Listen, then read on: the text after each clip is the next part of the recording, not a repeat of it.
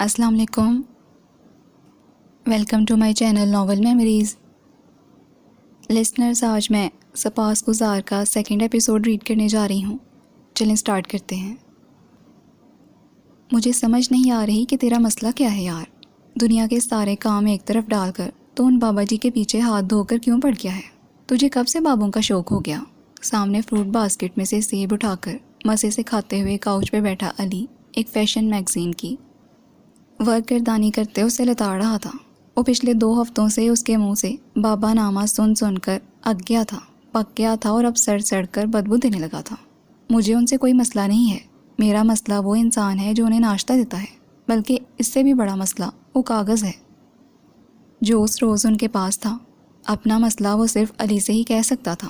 وہ دونوں پچھلے 18 سال سے دوست تھے، دونوں کے والد بھی اکٹھے فوج میں رہے تھے، دونوں خاندانوں کا ایک دوسرے کے ہاں آنا جانا تھا، اور اب بابا منہما کے لیے آئے علی کے رشتے کے بارے میں بھی سوچ رہے تھے۔ بھائی میں تیرے آگے ہاتھ جوڑتا ہوں، اس نے واقعی ہاتھ جوڑ کر دکھا دیے، کہے تو پاؤں پڑتا ہوں۔ وہ اس کے قدموں میں بیٹھنے کو آگے بڑھا جب اس نے پیر پیچھے کیے اور ناگواری سے اسے گھورا۔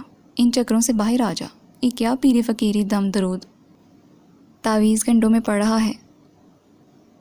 پر کا کوا بنانا اسے خوب آتا تھا، اور سموئل اس کی ایسی کسی بات پہ دھیان نہیں دیتا تھا۔ ایک بار بس اس انسان کو دیکھنا چاہتا ہوں، دیکھ کر کیا مل جائے گا؟ گولڈ میڈل پہنائے گا اسے یا پھولوں کی ہار؟ آسکر دے گا؟ تاج پوشی کرے گا کہ آپ مہان ہیں؟ جو ان بابا جی کو ناشتے کی دعوت دے کر باہر فٹ پاتھ پہ بٹھا کر ناشتہ کرواتے ہیں؟ اس کی بات پہ سموئل کی مسکراہٹ گہری ہو گئی تھی۔ بس یوں ہی ایک عجیب سا تجسس ہے، دل کھینچتا ہے ان کی طرف جیسے کوئی راز ہو وہ، اور ان سے جڑا میری زندگی کا راز بس کھلنے والا ہو۔ علی نے سچ مچ اپنا سر تھام لیا تھا۔ وہ کاغذ وہی ہے علی، اس پہ وہی نشان، وہ ان کے پاس کہاں سے آیا؟ وہ کاغذ اس کے علاوہ کسی کے پاس نہیں ہو سکتا۔ اس کی بات پہ علی بھی چونکا تھا۔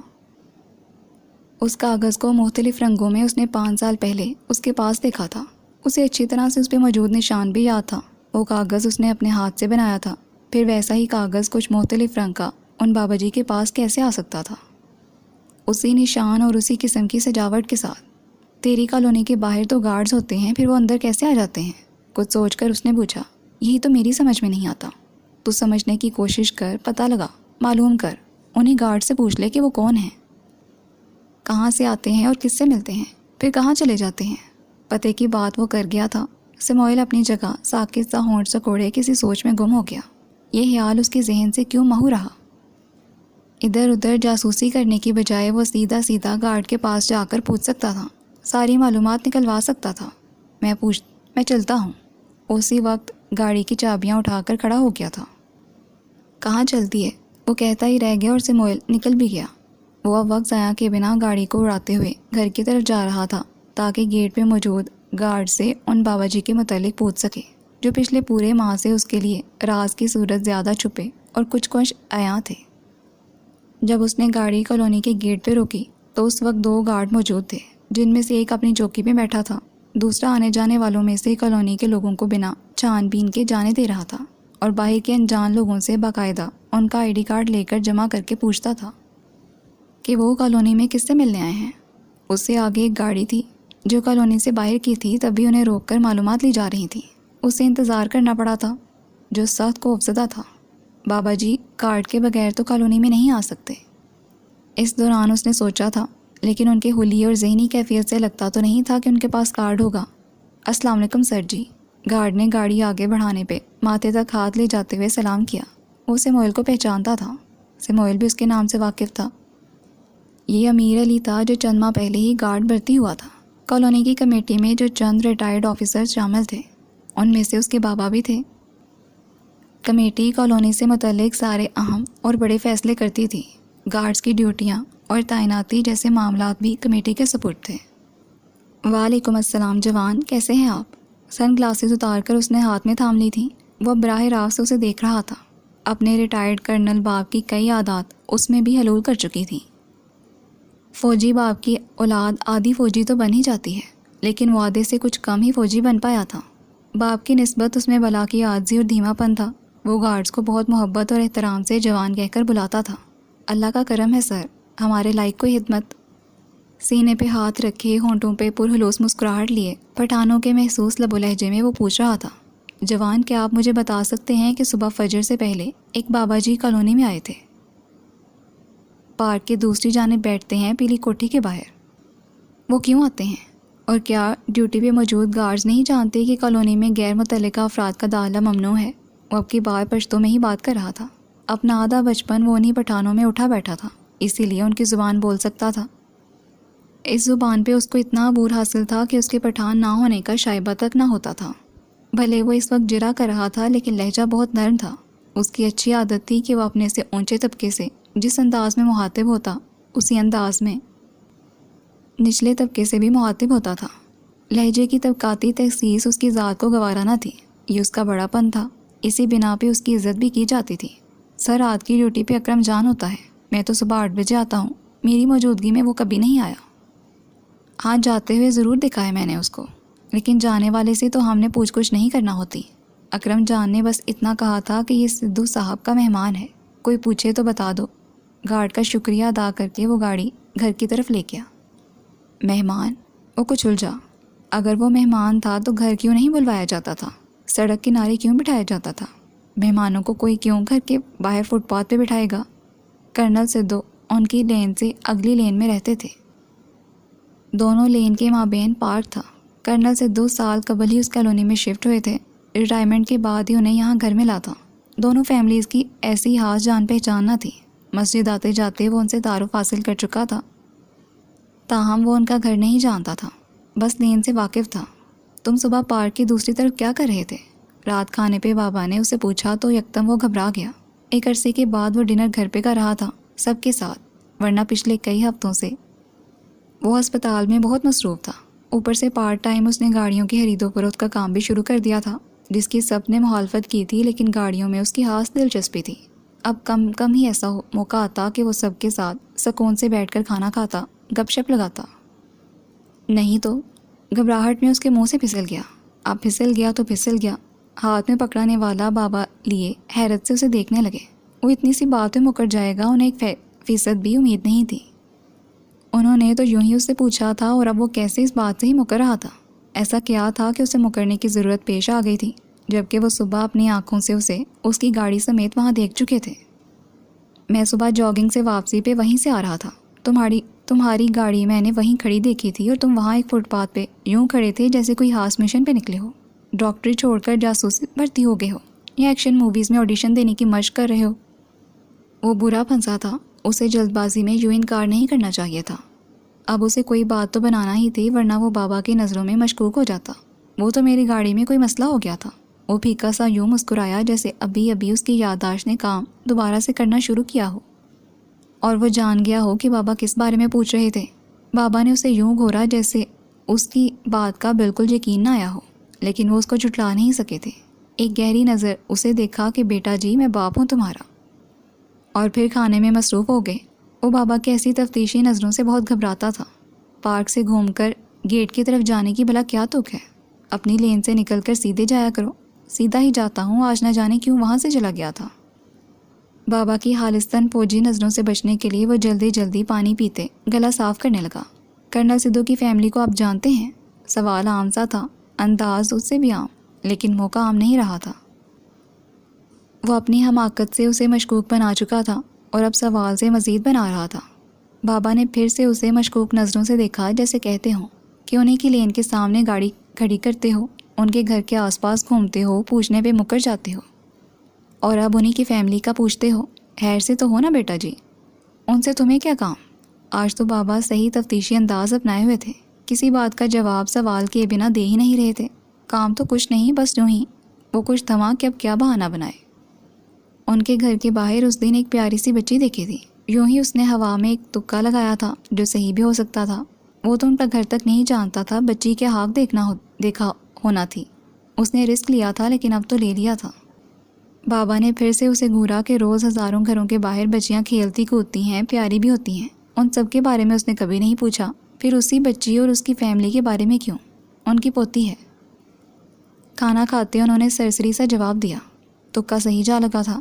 بابا کے ایسے خشک مزاج اور الفاظ سے وہ جان گیا تھا کہ اس معاملے میں باپ سے کسی بھی قسم کی معلومات حاصل کرنا ممکن نہیں ہے. اسے کوئی اور رستہ اپنانا ہوگا، اس لیے وہ اب خاموشی سے کھانا کھانے لگا تھا. 2 بیٹے ہیں کرنل سدھو کے. چھوٹا اپنی فیملی سمیت یہیں رہتا ہے اور بڑا اپنی فیملی کے ساتھ انگلینڈ ہوتا ہے. ایک بیٹی بھی ہے لیکن میرڈ ہے. گھر نوکروں کے سپرد ہے کیونکہ بیگم ان کی وفات پا چکی ہیں اور بہو ڈاکٹر ہے جو گھر پہ کم ہی پائی جاتی ہے. اسے مزید کچھ پوچھنے کی ضرورت پیش نہیں آئی تھی. انہوں نے خود ہی سارا کچھ بتا دیا تھا. ڈاکٹر بہو کے ذکر پہ اس کو اپنے اندر گرہیں پڑتی محسوس ہوئی تھیں. وہ جسے ایک عرصے سے ڈھونڈ رہا تھا، گمان ہوا کہ اسے کھو چکا تھا. 4 سال کی طویل مدت کم وقت نہیں ہوتا کسی کو کھو دینے میں. مزید سفر کے لیے نیچے جیپوں کی ایک طویل قطار موجود تھی. سب اپنی اپنی جیپوں پہ سوار ہو رہے تھے. 8:45 تو یہیں ہو چکے تھے. ان کا سامان بھی ان کے ساتھ تھا. آج کی بکنگ کلام کے ہوٹل میں تھی. کلام کا بحرین سے راستہ قریباً 3 گھنٹے کا ہے. سڑک نہ ہونے کے برابر تھی. یقیناً کسی زمانے میں تعمیر کی گئی ہوگی جسے پانی کی تباہ کاریاں بہا لے گئی ہوں گی. پتھریلے اور تنگ راستے کی وجہ سے گاڑی تیز نہیں دوڑائی جا سکتی تھی.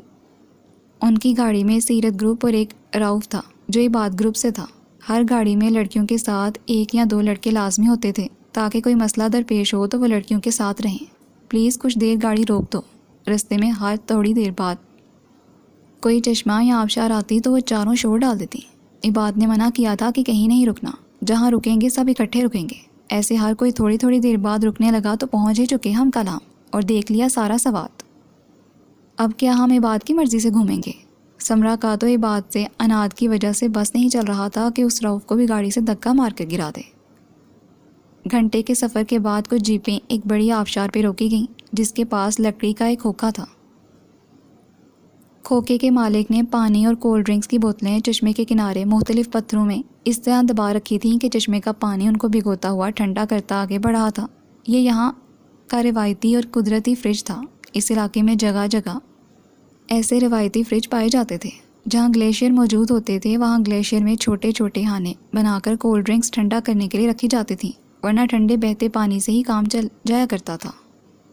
باقی اسٹوڈنٹس آگے نکل گئے تھے. سب کو پتہ تھا کہ انہیں کلام پہنچ کر سامان کس ہوٹل میں رکھنا ہے.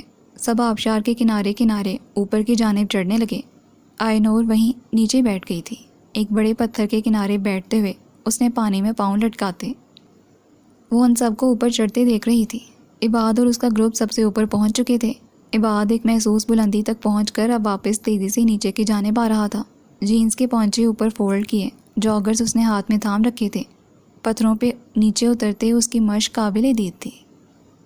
سواتی منڈا اسے دیکھ کر بے اختیار دل میں آیا تھا. آپ کیوں اوپر نہیں آ رہی؟ وہ اس کے لیے نیچے آیا تھا، اسی لیے اس کے پاس آیا تھا. میں یہیں ٹھیک ہوں، مجھے اوپر نہیں آنا. وہ شکریہ کے اسی انداز میں مسکراتی. سب اوپر ہیں تو آپ یہاں کیوں رک گئی ہیں؟ آبشار کا رخ عمودی تھا، اسی لیے سب کے لیے چڑھنا نسبتاً آسان تھا. مجھے ہائٹ فوبیا ہے، میں اونچی جگہوں پہ جانے سے گریز کرتی ہوں. اوہ، وہ چونکا. آپ جائیں، اپنا انجوائے کریں، میں یہاں ٹھیک ہوں. اس نے جانچتی نظروں سے آئی نور کو دیکھا تھا تو اس کی تسلی کے لیے وہ ذرا کی ذرا مسکرا دی. بھلے اسے ہائٹ فوبیا کا ایشو بھی تھا لیکن سچ یہ تھا کہ وہ وہاں اکیلے بیٹھ کر فطرت کے قریب تر ہوتے اسے محسوس کرنا چاہتی تھی، سکون سے، بنا کسی شور کے.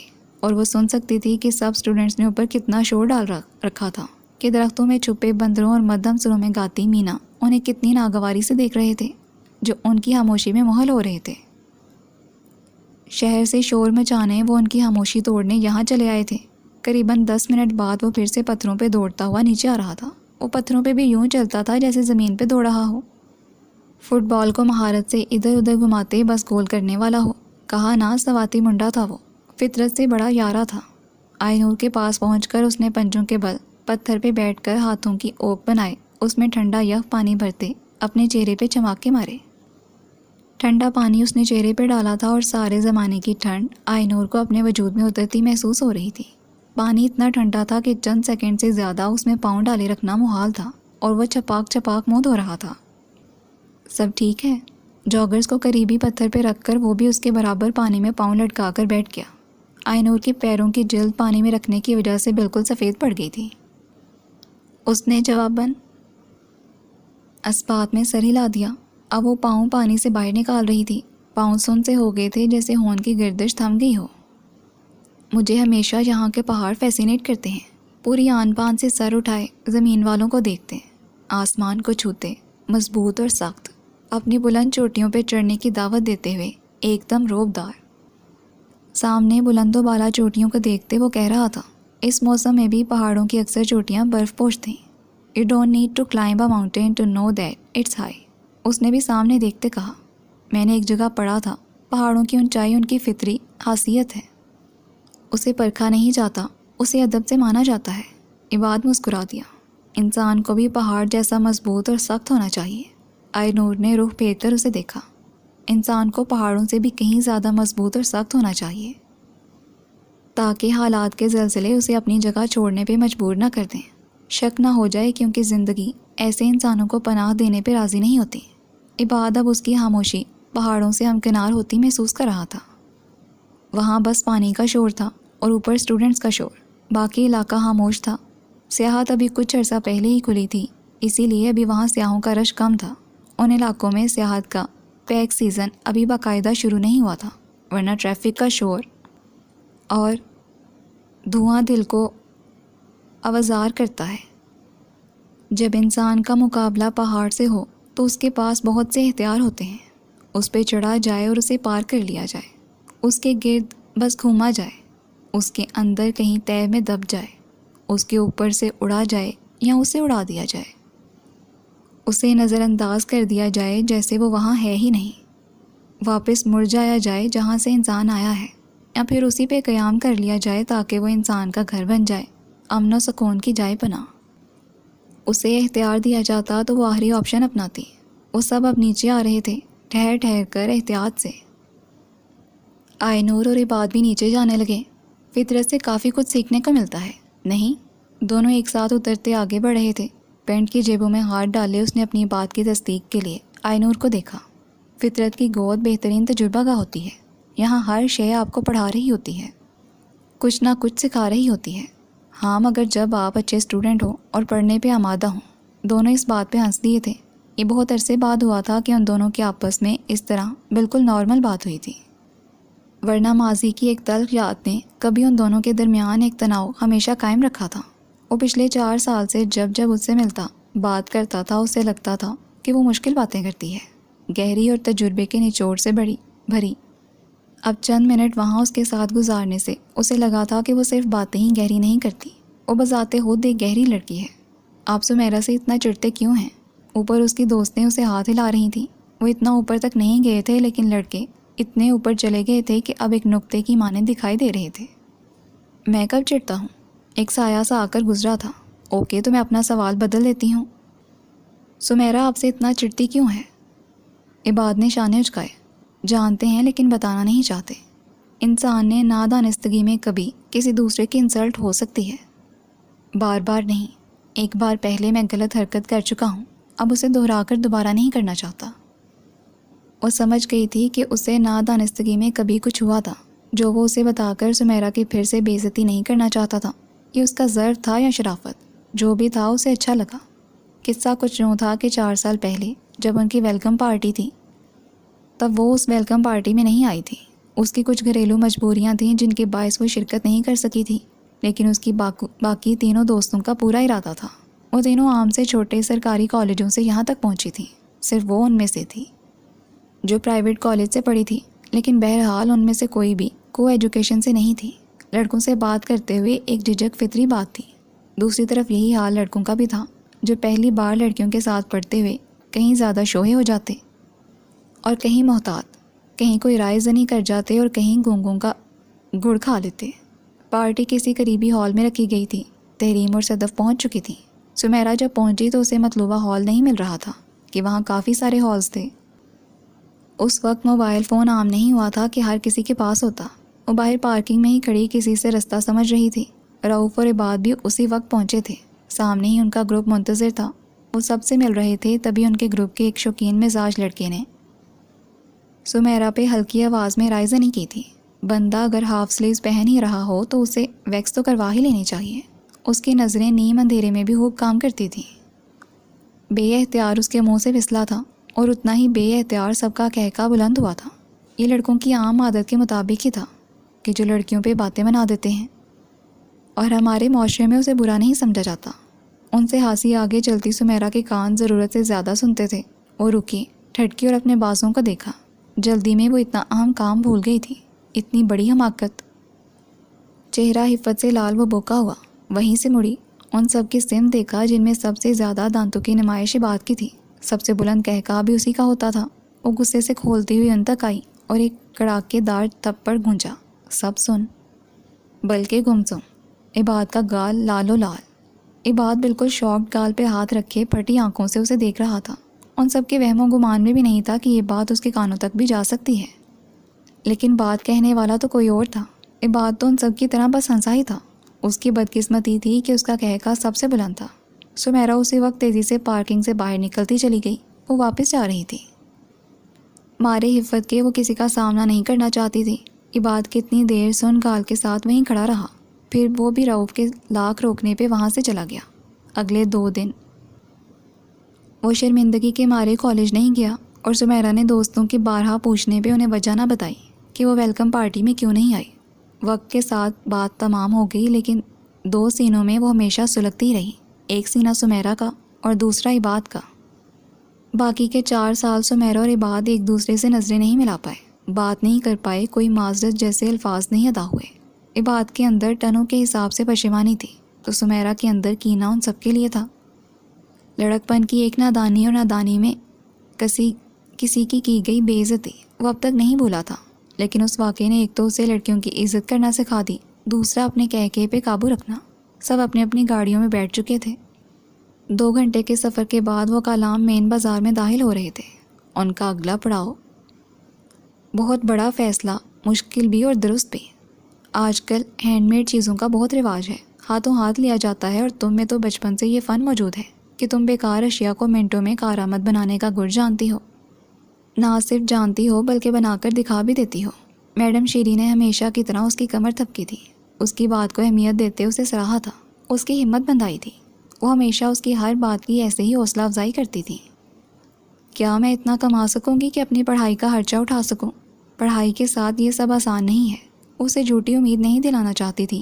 آسان تو اب کچھ بھی نہیں ہے، سب مشکل ہے اور مشکل سے ہی ہوگا۔ وہ بس خاموشی سے اسے دیکھ کر رہ گئی۔ پھر بھی تم پڑھائی کے ساتھ یہ سب کیسے کرو گی؟ اس کے لیے بہت وقت چاہیے ہوتا ہے۔ میں اس سال ایڈمیشن نہیں لوں گی میڈم۔ میڈم شیری نے اسے یوں دیکھا جیسے اس کا دماغی توازن بگڑ گیا ہو۔ تو اس سال کیا کرو گی؟ صرف رقم جمع، ہینڈ میڈ کرافٹس بنا کر اور آپ کی اکیڈمی میں پڑھا کر۔ اکٹھے اتنا کچھ کرنے کی حامی بھرنے والے کچھ بھی ڈھنگ سے نہیں کر پاتے۔ 2 کشتیوں کا سوار کہیں نہیں پہنچ سکتا، اور فاطمہ تو کئی کشتیوں کی سواری بننے پہ مصر تھی۔ یہ سب کرنا اکیلے بندے کا کام نہیں ہے فاطمہ۔ عموماً ہینڈ میڈ آرڈرز بہت محنت طلب کام ہوتا ہے، انہیں سنبھالنا ایک بندے کا کام نہیں ہوتا۔ میں جانتی ہوں تم محنتی ہو، لیکن انسان ہو، اور انسان ایک حد تک ہمت کر سکتا ہے۔ وہ تھکتا بھی ہے اور بیمار بھی پڑتا ہے، موسموں کی تبدیلی کا اثر بھی قبول کرتا ہے اور رویوں کا بھی۔ وقت کی کمی بھی درپیش ہوتی ہے، اور دیگر مسائل بھی جن پہ اس کا کوئی اختیار نہیں ہوتا۔ اور مجھے لگتا ہے کہ جو تم کرنا چاہتی ہو اس میں تم جلد تھک جاؤ گی۔ میڈم ٹھیک کہہ رہی تھیں، ابھی وہ جذباتی ہو رہی تھی، سب کرنے کی ہمت دکھانا چاہ رہی تھی۔ کل وہ تھک جاتی تو کون اتنے بڑے پروجیکٹ پورے کرتا، لیکن اس نے نہ تھکنے اور نہ جھکنے کا جو عزم کیا تھا، اب اسے اس پر جم کر دکھانا تھا۔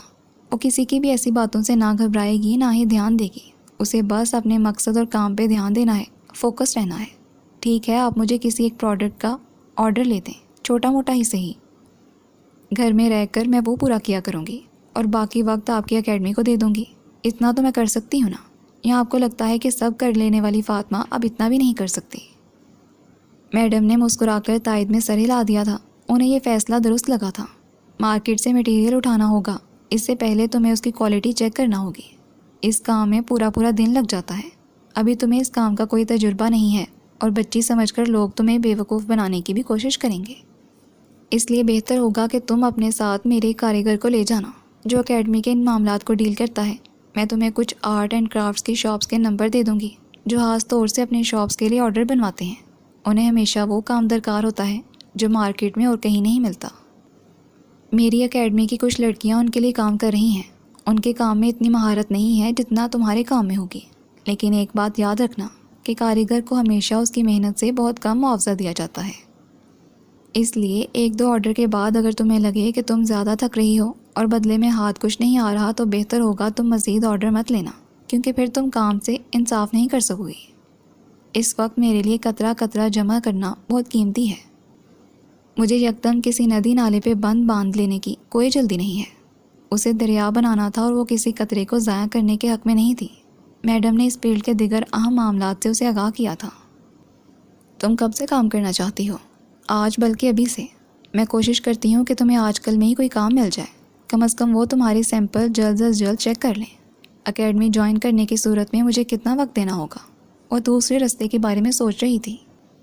یہ تو تم پہ ہے کہ تم کون سے کلاسز کنڈکٹ کرانا چاہو گی۔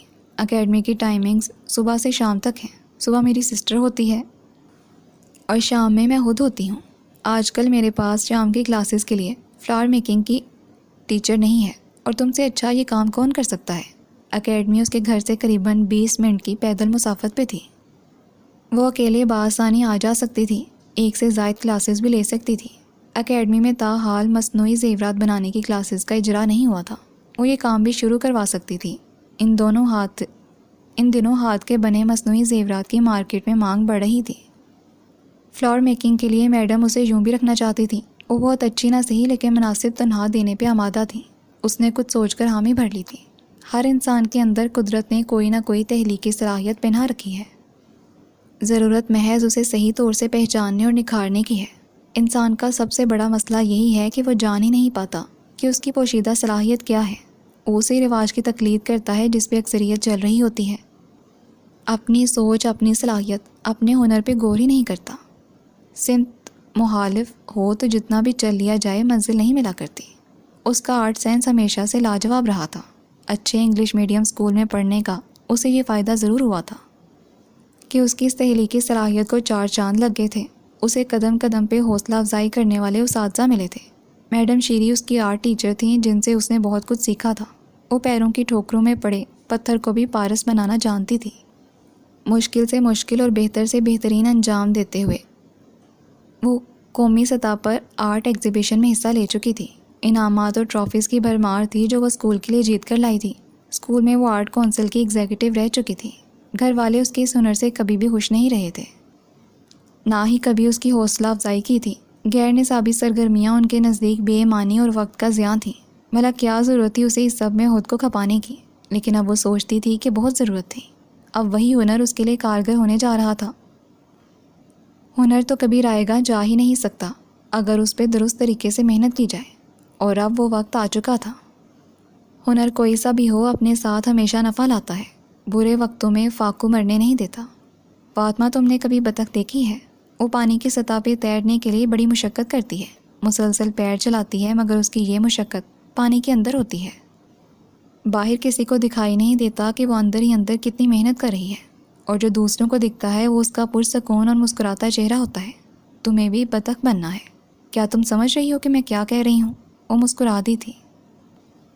نشست برحاس ہونے سے پہلے وہ سمجھ چکی تھی کہ میڈم اسے کیا سکھانا چاہ رہی تھیں۔ اپنا کام شروع کرنے کے لیے فاطمہ کو باقاعدہ جگہ درکار تھی جہاں وہ اپنا کام سکون سے کر سکے۔ اس مقصد کے لیے اس نے چھت کی ممٹی کو چنا تھا، کھلی، روشن اور ہوادار، جہاں تسلی سے وہ اپنا کام بنا کسی مداخلت کے گھنٹوں کر سکتی تھی۔ ان کا گھر سنگل سٹوری تھا جو دادا اور دادی نے پائی پائی جوڑ کر بنایا تھا۔ چاچا اس گھر میں سے اپنا حصہ ابا کے لیے چھوڑ کر اپنی فیملی کے ساتھ کینیڈا شفٹ ہو چکے تھے۔ ان کے پاس دولت کی کمی نہیں تھی، اور اس سے بڑھ کر اپنوں کے لیے احساس کی کہ اس 5 مرلے کے مزید ٹکڑے کرتے سو وہ گھر اب ابا کی ملکیت تھا۔ اوپر چھت سے ملکہ ممٹی میں پرانی پیٹی کے علاوہ کاٹ کا بار ہی پڑا تھا۔ وہی امیوں کی پرانی عادت کہ کوئی چیز کبھی بھی کام آ سکتی ہے سو اسے نہ پھینکا جائے۔ سب کچھ قارون کا خزانہ ہی تو ہے۔ خود اسے بچپن سے ہی چھوٹے بڑے خالی ڈبے جمع کر کے انہیں قابل مصرف بنانے کی عادت تھی۔ ممٹی کا ایک کونا اس کا ڈبستان تھا جہاں اوپر نیچے ایک دوسرے کے اندر تہوں میں کئی ڈبے پڑے تھے، کئی گتے جمع تھے۔ وہ سب یہاں لا کر چھپا دیتی تھی تاکہ ضرورت پڑنے پہ ان کا استعمال کر سکے۔ اس سے بڑی ضرورت اسے کب پڑ سکتی تھی؟ وہاں رکھی کوئی بھی شے بیکار نہیں تھی، سب کا استعمال تھا، نہیں بھی تھا تو اسے بنانا تھا۔ ممٹی کی صفائی کر کے اس نے ایک پرانی دری لا کر بچھا کر اپنے کام کے لیے جگہ بنا لی۔ اپنے بستر کے ساتھ رکھا ٹائم پیس لا کر ایک کونے میں سجا لیا تاکہ وہ ہمیشہ یاد رکھے کہ اسے وقت کو یاد رکھنا ہے۔ اس ٹائم پیس کے ہر سیکنڈ کی اب وہ پابند تھے۔ جسے پہلے وہ بڑی آسانی سے ضائع کر دیتی تھی۔ بھائی سے کہہ کر اس نے چھوٹا پیڈسٹل فین بھی ایک طرف رکھوا لیا تھا، 2 بڑے حجم کے انرجی سیورز بھی لگوا لیے تھے جس سے ٹھیک ٹھاک روشنی ہو گئی تھی۔ اسٹور سے اپنا آرٹ ورک کا سارا سامان بھی اٹھا کر وہ اوپر لے آئی تھی جو اس کی سالہ سال کی جمع پونجی تھا۔ اب اس کی چھوٹی سی آدھی ادھوری ورک شاپ کام کے لیے تیار تھی۔ اس نے ایک آسودہ سی مسکراہٹ سے اپنی اس دنیا کو دیکھا۔ میری ورک شاپ تیار ہے کام کے لیے، اور میں بھی۔ برا وقت انسان کو تحریک کار بھی بنا سکتا ہے اور تخلیق کار بھی۔ اس کا برا وقت اسے تخلیق کار بنانے جا رہا تھا۔ گھر میں سے کسی نے یہ جاننے کی قطعاً کوشش نہیں کی کہ وہ چھت پہ کیا کر رہی ہے، کون سا ایٹم بم بنانے کی تیاری ہو رہی ہے، کون سی ایجاد وہ کرنے جا رہی ہے، چھت پہ کھدائیاں کروا کر وہ تیل کے کون سے کنویں نکال رہی ہے۔ سارا دن وہ کن سرگرمیوں میں مصروف رہتی تھی، کسی نے نہیں پوچھا تو اس نے بھی بتانا ضروری نہیں سمجھا۔ جس کا سر درد ہو وہی بے چین ہوتا ہے، دوسرے کو کیا لگے۔ وقت ضائع کے بنا وہ اپنے کام میں لگ گئی تھی۔ اپنے کام اور صلاحیت کی جانچ کے لیے اسے کچھ نمونے بنا کر میڈم شیری کے دیے گئے پتے پہ بھیجنا تھے تاکہ وہ اس کا کام دیکھ کر اسے جلد از جلد آرڈر دے سکیں۔ اسے 2 دن کا وقت ملا تھا، لیکن وہ جانتی تھی کہ یہ اس کے لیے بہت زیادہ ہے۔ وہ یہ کام 2 گھنٹے میں مکمل کر لینا چاہتی تھی۔ جتنی وہ جلدی دکھائے گی اتنا ہی متاثر کر سکے گی، اور جتنا وہ متاثر کر سکے گی اتنا بڑا اور منافع بخش آرڈر اسے مل سکے گا۔ یہاں ہر کوئی وقت سے پہلے اپنے دیے گئے کام کی تکمیل چاہتا تھا۔ کام ہاتھوں کا چاہیے ہوتا تھا، لیکن وقت مشین کا دیا جاتا تھا۔ اسے انسان سے مشین بننا تھا جو ہر وقت چلتی رہے اور کام کرتی رہے۔ آرام، سکون، نیند، تفریح، فراغت، ان تمام ناموں کو وہ پیچھے چھوڑ آئی تھی۔ پچھلی کتاب کے سبھی اوراق وہ پھاڑ کر دریا برد کر آئی تھی۔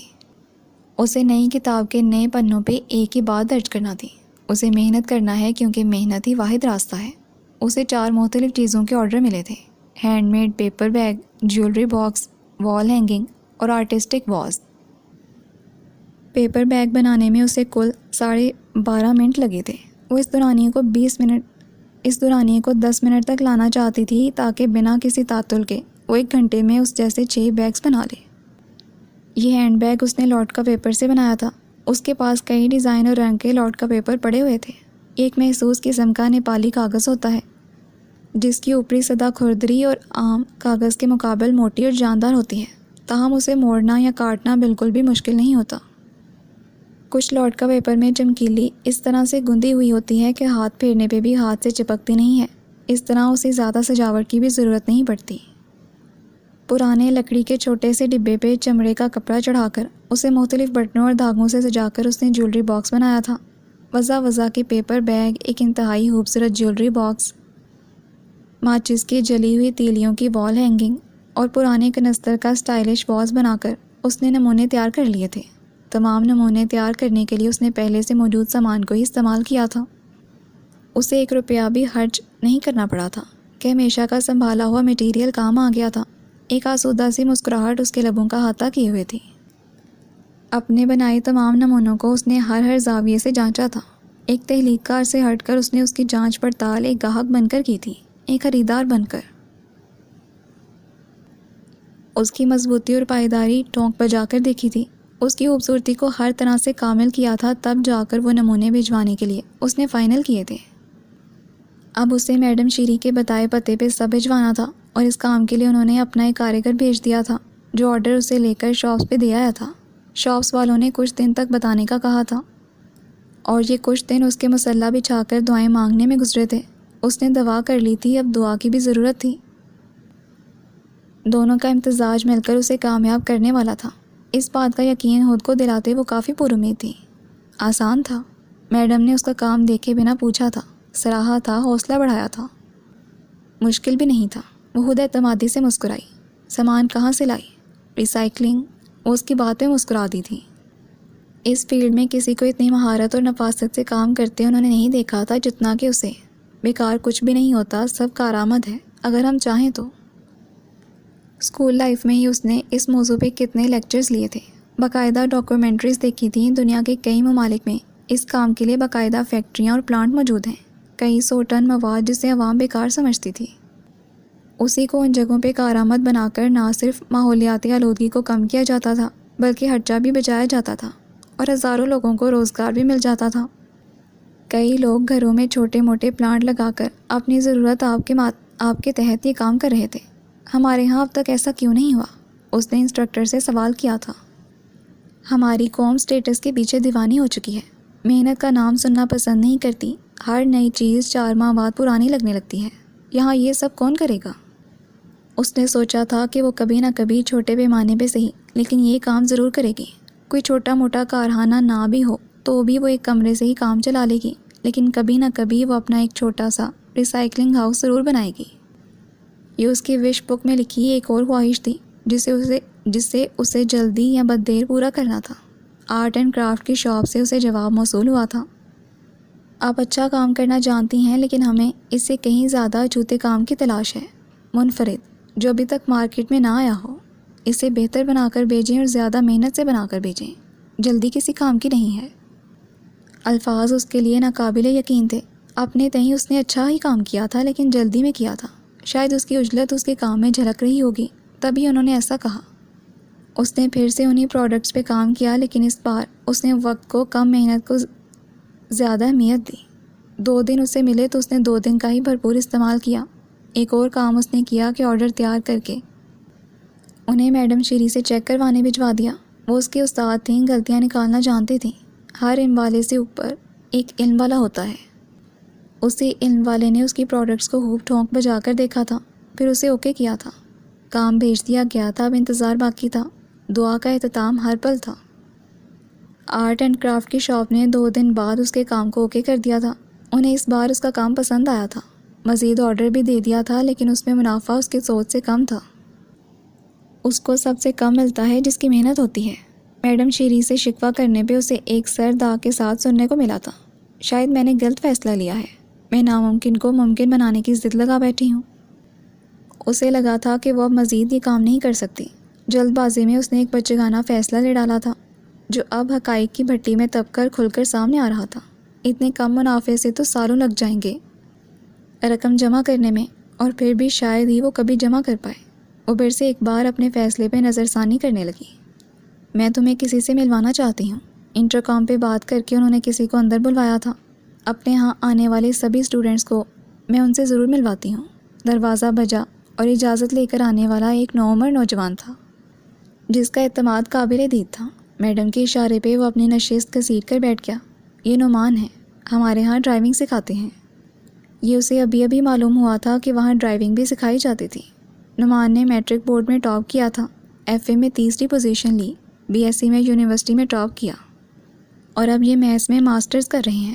ماسٹرز میں بھی ان کا ارادہ ہر سیمسٹر میں ٹاپ کرنے کا ہی ہے، لیکن اہم یہ نہیں ہے کہ یہ ٹاپر ہیں، اہم یہ ہے کہ یہ کسی اکیڈمی اور اسکول کالج جائے بنا پرائیویٹ پڑھ کر ٹاپ کرتے رہے ہیں۔ شاید یہ بھی اہم نہیں ہے، اس سے زیادہ اہم یہ ہے کہ نعمان ایک رکشہ ڈرائیور کے بیٹے ہیں۔ ان کے فادر کا تب انتقال ہوا جب یہ 8ویں میں تھے۔ 2 چھوٹی بہنوں اور ماں کی ذمہ داری بھی ان پہ تھی۔ صاف الفاظ میں گھر کا خرچہ ان کے کاندھوں پہ تھا۔ اپنے ابا کا رکشہ دن رات چلاتے انہوں نے اپنے ناتواں کندھوں پہ گھر کی گاڑی چلائی، ساتھ پڑھائی بھی کی، اور آج یہ کہاں ہیں ہم سب دیکھ سکتے ہیں۔ میڈم نے اس نوجوان کو اشارہ کیا تو وہ مسکرا کر کہنے لگا۔ اس کے کسی انداز سے وہ رکشے والا نہیں لگتا تھا۔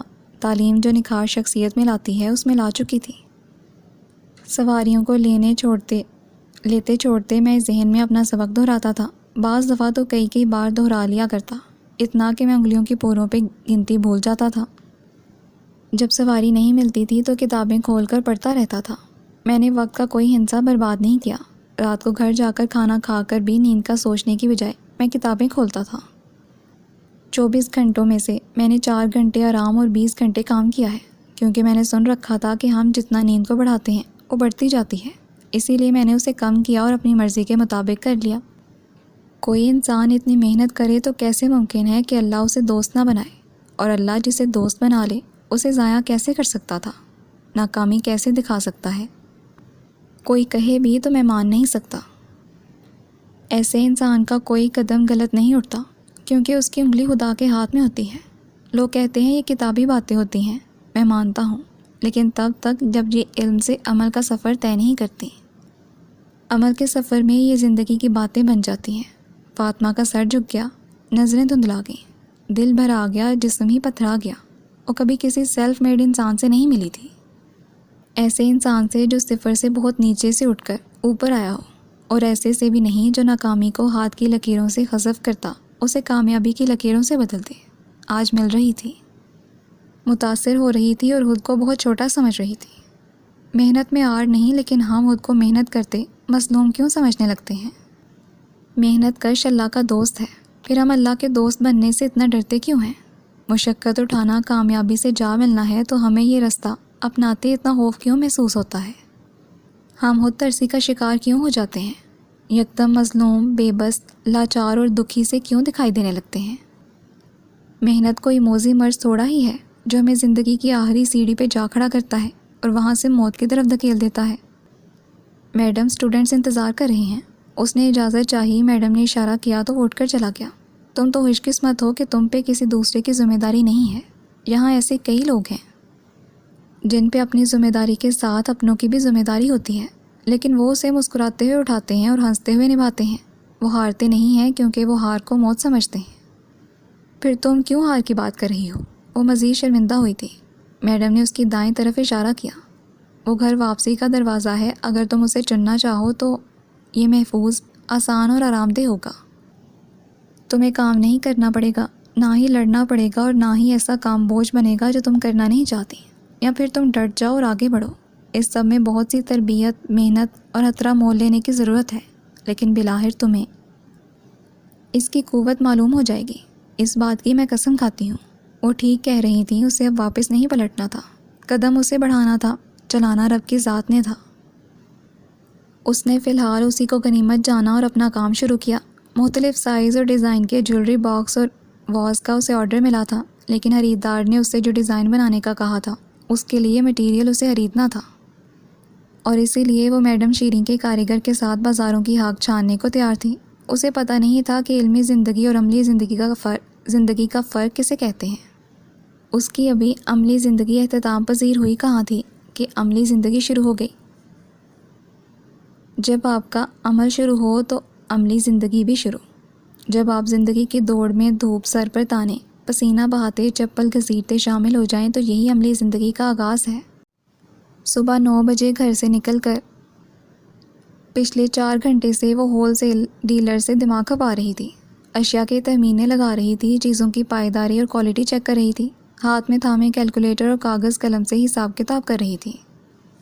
گو اس کام کے لیے اس کے ساتھ رشید تھا جو اس کام میں ماہر تھا، لیکن تھوڑا بہت ماہر وہ خود بھی بننا چاہ رہی تھی۔ دوسروں کے کندھے پہ ہاتھ رکھے کب تک اندھوں کی طرح وہ چلتی رہے گی؟ کب تک دوسروں کے تجربات سے سیکھے گی؟ آنکھوں والے کو اپنی بینائی کو استعمال میں لانا چاہیے، اور عقل کو بھی۔ کچھ تجربہ اس سے بھی ہونا چاہیے، کچھ ہوشیار اس سے بھی بننا چاہیے۔ رشید صبح میں اکیڈمی کے لیے مٹیریل اور آرڈرز لے جانے کا کام کرتا تھا۔ وہ 19-20 سال کا پرتیلا اور ہوشیار لڑکا تھا جو مارکیٹ کی رمزیں خوب سمجھتا تھا۔ اکیڈمی کے لیے کام کرنے کے ساتھ وہ پڑھائی بھی کر رہا تھا۔ مارکیٹ میں جا کر وہ اپنا پینترا اس طرح بدلتا تھا جیسے دکانداروں کے درمیان ہی پلا بڑا ہو، ان سے بھی بڑھ کر وہ اشیاء کی معلومات رکھتا تھا۔ اس معاملے میں وہ بڑا کائیاں تھا کہ مال کہیں ناقص یا زیادہ داموں نہ بیچا جا رہا ہو۔ یہ ہنر اس نے سالوں کی ریاضت سے پایا تھا۔ اکیڈمی میں نہ صرف لڑکیوں کو ہنر سکھایا جاتا تھا، بلکہ جو لڑکیاں اس کام کو بطور پیشہ اپنانا چاہتی تھیں ان کو کام بھی دلوایا جاتا تھا۔ میڈم شیری کی کئی چھوٹی فیکٹریوں، دستکاری اسکولوں، art and craft shops, gift shops کے ساتھ روابط تھے۔ لڑکیاں اپنی سہولت کے مطابق کام کا انتخاب کر لیتیں، پھر جب ان کے لائق کام ملتا تو اسے پورا کر کے میڈم کے حوالے کر دیتیں۔ جب وہ ساز و سامان سے لدی پھندی رکشے سے اتری تو اس وقت شام کے 4 بجنے کو تھے۔ ویلکم ٹو پریکٹیکل لائف، خود سے کہتے اس نے سامان رکشے والے سے اتروا کر خود سے اٹھاتے ممٹی میں رکھا تھا۔ اس نے 20 چھوٹے بڑے طرح طرح کے جیولری باکس، 100 مختلف طرز کے پیپر بیگ اور 5 واز کا 15 دن کا آرڈر 10 دن میں مکمل کر لیا تھا۔ اس آرڈر کو مکمل کرنے کے لیے اس نے کتنی جان ماری تھی یہ وہی جانتی تھی۔ 10 دن وہ کام کرنے کے دوران اکثر اوپر ممٹی میں ہی سو جاتی تھی۔ دھوپ گرمی کی اس نے پرواہ نہیں تھی۔ مچھروں کے کاٹنے کے باوجود تھکاوٹ اس قدر ہوتی کہ چند گھنٹے کی نیند وہ ایسے پوری کرتی جیسے مردوں سے شرط باندھ کر سوئی ہو۔ بھوک اسے محسوس نہیں ہوتی تھی۔ کبھی وہ ناشتے کے بعد رات کے کھانے پہ ہی نیچے آتی اور پھر سے اوپر چلی جاتی، اور کبھی دوپہر کو کمر سیدھی کرنے کچھ دیر نیچے چلی آتی تو کچھ کھا پی لیتی۔ دن کے آغاز پہ جو ٹارگٹ اس نے خود کو دیا ہوتا وہ پورا کر کے ہی وہ کمر سیدھی کرنے کا سوچتی تھی، اور ایسے میں بیٹھے بیٹھے کمر اور ٹانگوں سے اتنا درد اٹھتا کہ اس کی چیخیں نکلنے کو ہوتی۔ اس کے پاس سب سے قیمتی متاع وقت تھا۔ جو شے جتنی کم ہو اتنی نایاب ہوتی ہے۔ اس کے لیے ایک ایک سیکنڈ نایاب تھا۔ یہ سیکنڈ ہی تو ہوتے ہیں جو مل کر منٹ اور گھنٹے بناتے ہیں، اور پھر ہم کتنی آسانی سے انہیں ضائع کر ڈالتے ہیں۔ آرٹ اینڈ کرافٹ شاپ کا آرڈر مکمل کرنے سے پہلے ہی اسے ایک اور ہینڈ میڈ گفٹ شاپ سے کینڈل سٹینڈ اور وال ہینگنگ کا آرڈر مل گیا تھا، جس کے لیے میٹیریل لینے رشید کے ساتھ ہی جانا تھا۔ اس کی بہن بھائی اس کی سرگرمیاں دیکھتے ضرور تھے، کہتے کچھ نہیں تھے۔ وہ ہمیشہ سے اپنی دنیا میں رہنے والے لوگ تھے، ایک دوسرے کی زندگی میں مداخلت نہ انہیں پسند تھی نہ وہ چاہتے تھے۔ بس امی نے شروع میں اس سے ایک مرتبہ پوچھا تھا، اتنی گرمی میں اوپر سارا دن کیا کرتی ہو کہ تمہیں کسی چیز کا ہوش نہیں ہے؟ گھٹنوں کے درد کے باعث وہ اوپر چڑھنے کی ہمت نہیں کر سکتی تھیں۔ اپنی تعمیر کر رہی ہوں۔ کھانا کھانے کی بجائے وہ نگلنے کا کام کر رہی تھی۔ اس کے پاس سکون سے کھانے کا وقت بھی نہیں تھا۔ کیسی تعمیر؟ زندگی کا مقابلہ کرنے کی۔ وہ جو مجھے پہلے نہیں سکھایا گیا وہ سیکھنے کی۔ امی کو اس کی بات بری لگی تھی۔ تو تم یہ کہنا چاہتی ہو کہ ہم نے تمہیں ٹھیک سے کچھ نہیں سکھایا؟ نہیں، لیکن بہت کچھ ایسا تھا جو سکھانا بھول گئے، جو اب میں خود سیکھ رہی ہوں۔ اس روز امی ممٹی میں اس سے بات کرنے آئی تھیں۔ ان کے آنے پہ وہ بہت حیران ہوئی تھی۔ جب سے اس نے یہ کام شروع کیا تھا شاید ہی کوئی اس کے پاس اوپر آتا تھا۔ وہ کھانا کھانے نیچے جاتی یا باتھ روم کے لیے، کبھی اوپر ہی سو جاتی اور کبھی نیچے۔ کوئی اب اس سے کچھ نہیں پوچھتا تھا۔ سبھی جب یہ ہماری نہیں سنتی تو ہم بھی اس کی پرواہ نہیں کرتے۔ کا لیبل چہرے پہ چسپاں کیے اسے دیکھتے اور نظر انداز کرتے۔ اسے اس کے حال پہ تو وہ پہلے ہی چھوڑ چکے تھے۔ اب تو لگتا تھا کہ کوئی اس سے بات کرنا بھی پسند نہیں کرتا تھا۔ مشکل میں جو چیز سب سے زیادہ درکار ہوتی ہے وہ اپنوں کا ساتھ ہوتا ہے، اور مجھے وہی نہیں ملا۔ بہت پہلے ہی اس نے آنکھیں رگڑ رگڑ کر صاف کرتے ان سب کے رویوں پہ کڑنا چھوڑ دیا تھا۔ دوسروں کے رویوں پہ رونا خود کو اذیت دینا تھا، اور دنیا تھی نہ اذیت دینے کے لیے۔ پھر وہ یہ کام کیوں کرتی؟ تم سے ایک بات کرنا تھی۔ امی نے اس کے جا بجا بکھرے سامان کو دیکھا جن کے درمیان ہی وہ گھسی بیٹھی انہی ڈبوں، گتوں، کاغذوں اور آرائشی اشیاء میں سے لگ رہی تھی، انہی کا ایک حصہ۔ اس نے سامان سمیٹتے ہوئے امی کے لیے ایک بڑے کنستر کو الٹا کے اس پہ چھوٹی گدی رکھ کر جگہ بنانے کی کوشش کی تھی۔ میں بیٹھنے نہیں آئی۔ انہوں نے اسے ایسا کرنے سے روک دیا۔ برابر والی گلی سے مسز ممتاز آئی تھیں اپنے بیٹے کی ٹیوشن کی بات کرنے۔ میں نے منع کر دیا کہ تمہارے پاس تو کسی سے بھی بات کرنے کا وقت نہیں ہے، اس گھر میں مسافر بن کر رہ رہی ہو۔ ہم سب تمہاری شکل دیکھنے کو ترس جاتے ہیں۔ اتنا وقت کسی کے لیے کہاں نکال سکتی ہو کہ کسی کو پڑھا سکو؟ نرمی سے شروع کی گئی بات طنز پہ ختم ہوئی۔ اصرار کر رہی تھیں کہ تم سے پوچھ لوں، وہی پوچھنے آئی ہوں۔ میں پڑھا لوں گی، اس نے سپاٹ لہجے میں کہا۔ پڑھا سکو گی؟ وہ کچھ حیران ہوئی۔ ان سے پوچھ لیں کہ کتنے گھنٹے پڑھانا ہے اور وہ کتنی فیس دیں گی۔ اس نے مطلب کی بات ہی کی۔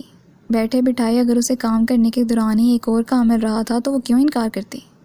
3 میں ہے ان کا بیٹا۔ میں تو ایک بار ہی ملی ہوں، لیکن وہ خود بتاتی ہیں کہ بہت شرارتی ہے، پڑھنے کے لیے بالکل تیار نہیں ہوتا۔ اسے ان زائد معلومات میں کوئی دلچسپی نہ تھی۔ سارے مضامین پڑھانے ہیں، جب کام ختم ہو جائے تو بھیج دیا کرنا۔ پیسے کوئی اتنے خاص نہیں دے رہی۔ بھلا 1000 میں کون ایسے بچے کو سارے مضامین پڑھاتا ہے جو کسی سے پڑھنے کا نام نہ لے رہا ہو؟ امی کو پیسے کم اور کام زیادہ لگ رہا تھا، مگر اس نے فوراً حامی بھر لی۔ میں پڑھا دوں گی، بچہ بہت شرارتی ہے تو بچہ ہی نا، لیکن جلد اسے پتہ چلنے والا تھا کہ وہ بچہ در حقیقت شیطان کا بچہ تھا۔